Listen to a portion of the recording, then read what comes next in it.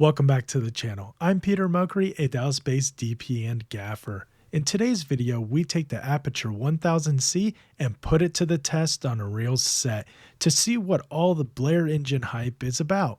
This video will be packed full of color I have never seen from a light before and multiple different scenarios clients often request of us.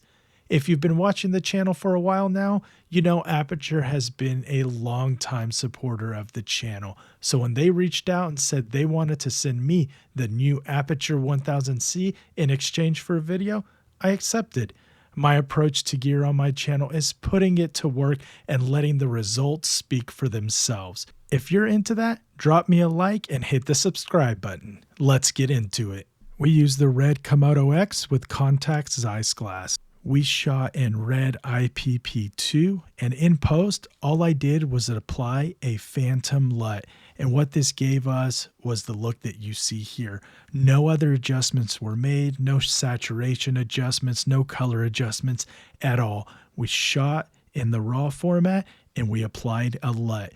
And that's how this test is going to be. We wanted to test the colors without any adjustments and see what we can get, what kind of saturation we get, what does it look like. And right now we're using the Aputure 1000c with the Spotlight Max, and it is at a very low percentage, like 10% and under, so you can see what it looks like and how vivid and rich the color is as we cycle through different colors. Now it's time to crank up the light to 100% and see what it does in the scene. So we're going to do the same scenario except crank up the light to 100%.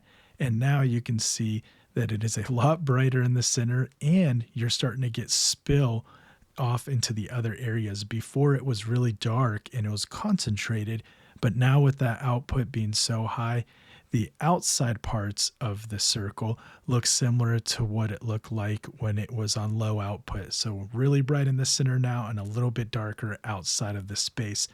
Here are 4 different setups in a 4-way split, so you can kind of compare them side by side and next to each other and see how they interact. Our talent Eric is lit up in 2 of them, and the other 2 you can see he's a silhouette.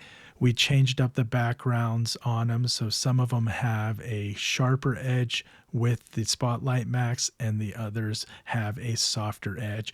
Output changes as well, so you can see how things interact and really see what colors you're getting and how you could utilize them in your own setups. And that's what I really want to show you. So now we're going to move on to an interview setup. So we needed to cut the spill on the background since I took the grid off the dome so we get a better look on the subject. I didn't like the way the grid was hitting. It's a little bit softer with just the diffusion. We had to cut what's going on in the background. So this is what it looks like when it's not cut. And you can see the saturation's not as good on the background. And now we're going to bring this down to help cut some of that spill that's hitting the background.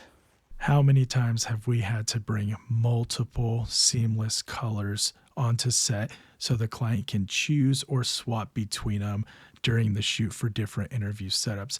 Now you just bring a white or shoot on a white cyc wall, grab the 1000c, blast it onto the background and get results like this. You could change between the colors with ease. In the bottom right hand corner you see the Sidus Link app. I was screen recording it and just running along the outside of the color wheel, giving us these vivid colors. Now, will this replace colored seamless backdrops? I'll let you decide, but I'd rather just bring one light than a bunch of seamless. Now, some of you may be thinking, I don't have a red, so it's not going to look the same on my camera as it does on the red. Well, here's an FX6 in the exact same interview scenario, and there's that color wheel running through the colors, and you can see how great and vivid everything looks. The saturation is amazing. I am blown away by the colors you can get, and this footage also had the phantom LUT applied to it. Our next setup, we have a pop of light slashing through the background, and I think this is when I was chatting with Eric and telling him about the BLAIR-CG light engine, which stands for blue, lime, amber, indigo, red, cyan, and green. which emits a higher quality tunable color light than any previous LED system. So what does that mean? We have more color, better color than ever before for LED lights. I know some of you will be saying, when I'm on my shoots, I don't need to splash the whole background with a bunch of rainbow colors or anything like that, so I don't really have a use for this.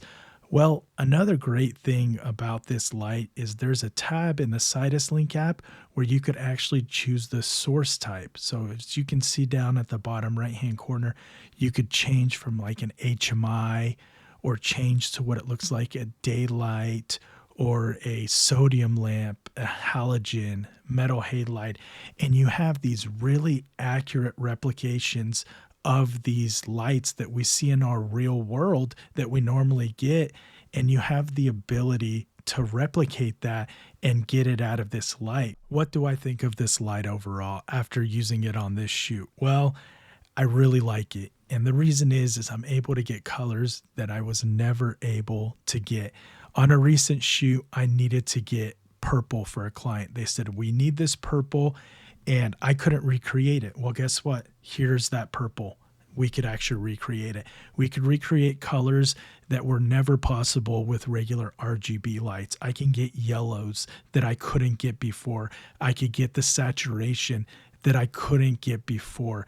And that is where this light really stands out. There is nothing like it that I know of that I've used that can create the light that this can create, but not only create it in real life, the camera sees the same color as well. And that's what really blows my mind, is the ability to have a color that we see in person and that color translates into camera.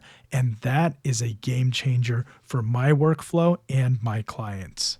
I want to give a big shout out to the crew that came together and made this shoot happen during the holiday break. I also want to thank Blank Studio for squeezing us in on their busy schedule. Thank you to Aputure for sending out the 1000c. I know I didn't go into technical details or dive deep into the color metrics or the output or anything like that.